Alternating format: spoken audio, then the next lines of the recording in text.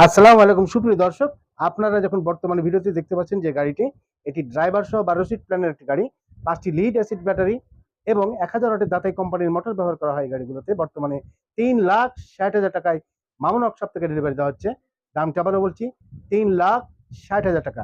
গাড়িগুলো school, college, মাদ্রাসা যেকোনো শিক্ষা প্রতিষ্ঠানের জন্য আপনারা নিতে পারবেন নিজস্ব এলাকায় কর্তৃপক্ষের অনুমতিক্রমে।